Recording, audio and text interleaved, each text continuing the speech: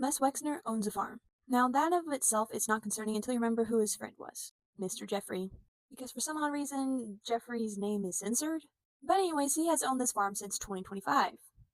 And you can see his farm is right along the lake, and it has over 30 acres. And this farm is located in Massachusetts. And this farm was formerly rented out by the Obamas, and it was owned by Norman Foster. Now, why do I bring this up?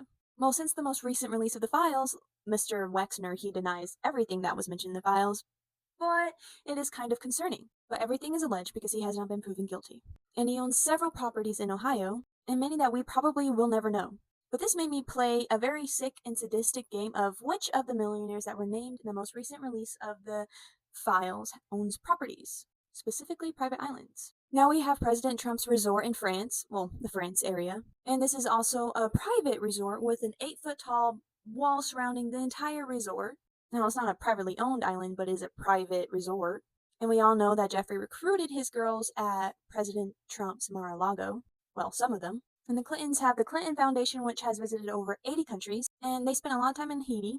And Prince Andrew now has a private farm, and he has done a lot of explicit things in the files. And this farm is located in Norfolk, and I bring this up because this is Anique Lucas, and she is a human trafficking survivor. And her story was that her mom sold her to royal elites who proceeded to take them, the children, and do a lot of sadistic rituals in their private castles and properties all across the world. So I highly recommend listening to her stories because they are deeply saddening and concerning. And this European elite human trafficking ring is very much like how Jeffrey had it listed, of just collecting a lot of blackmail for these elites so they can control them. So let me know down in the comments if this is interesting for you, and if you have any other names that you want me to look into to see if they have privately owned islands or properties with lots of land. And of course, this is all alleged. This is just something interesting that I decided to look into, and there may not be anything behind it, just so I don't get sued. But I do highly recommend looking into this because this is deeply concerning and also enlightening to know how many properties these elites have while we can't even afford our rent.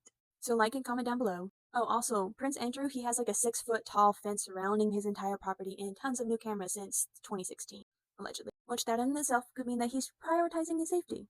Or something else.